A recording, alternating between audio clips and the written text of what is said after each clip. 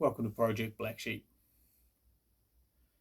Project BlackSheep is my personal endeavour to take motorbikes that never should be raced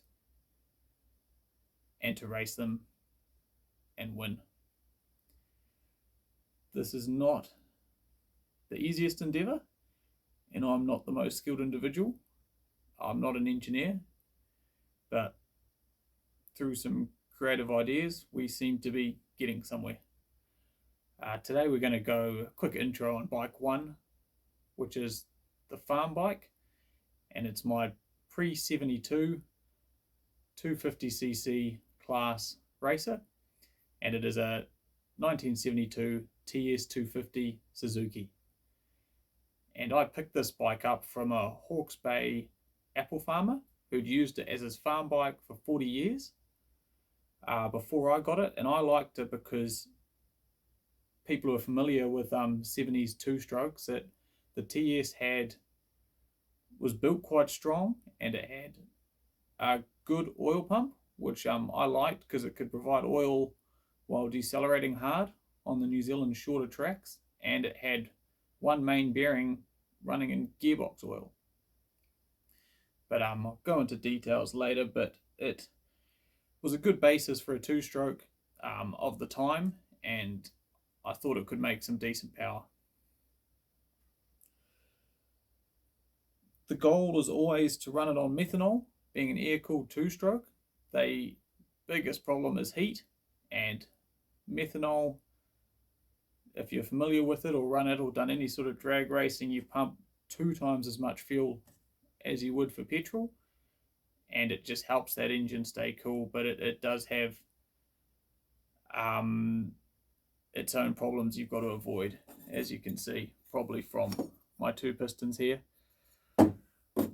There's been some learning.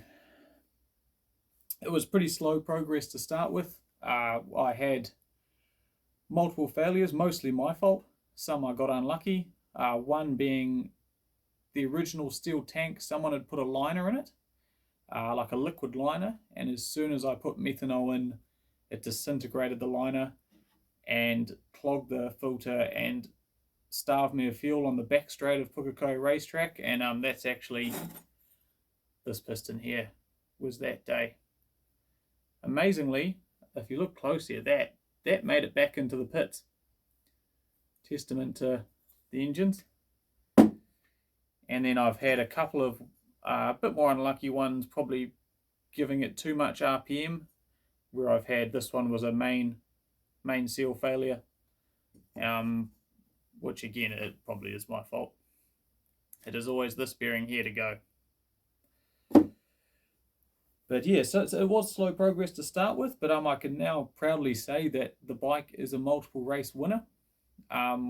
Whenever it's out there now, if I've got it going well, it is racing for the top positions, and we've come up against some very trick bikes, the twins of the times, the Yamahas, the Benellis, tricked out in modern engineering, far beyond my capability, but the single seems to keep up.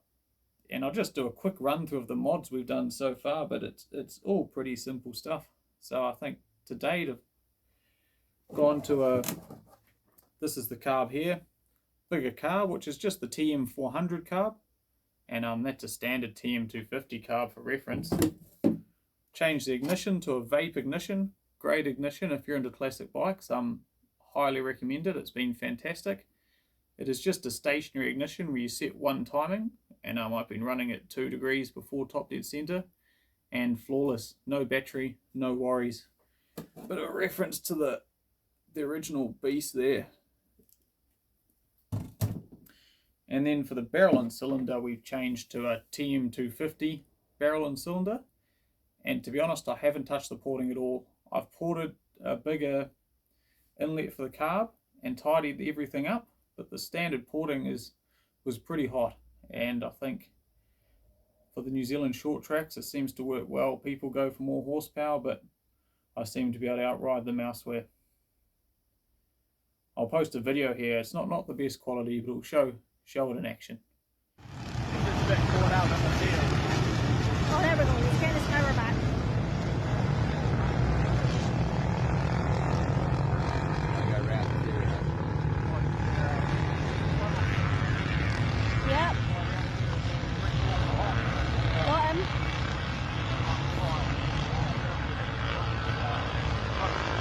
lot easier to identify with the white leathers, isn't it? Yeah, it's far easier to see.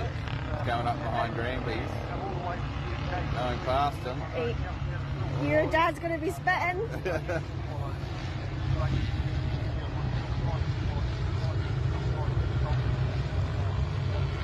Who's at the front? Bill Swallow. So he's going to have a good tangle with Bill Swallow's quite a good rider. He's second now, he's trying to move to first. Then we've used Ingmod 2T to design an exhaust pipe, and then just kitted it out with stiffer fork springs, standard forks, Chinese rear shocks for $80 New Zealand off AliExpress.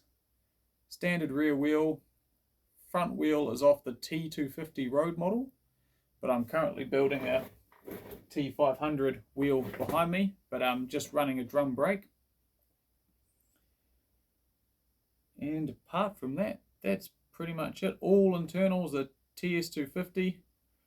Here's a close look at some blown to piece. The bike's apart, getting a new bottom end rebuild. I'll take you through that in another video. And then we're back to racing in September at Taupo. Great circuit in New Zealand. Tight, tricky, and so suits the TS250 well. The plan in Project BlackSheep, take you through the upgrades that are coming up.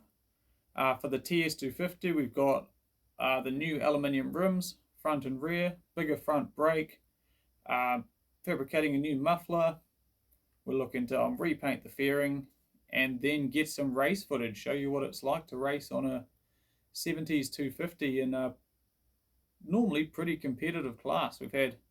I've broken multiple fairing mounts from contacts. We've had some tough racing. I've been beaten by 1/1000th of a second, which is seriously frustrating.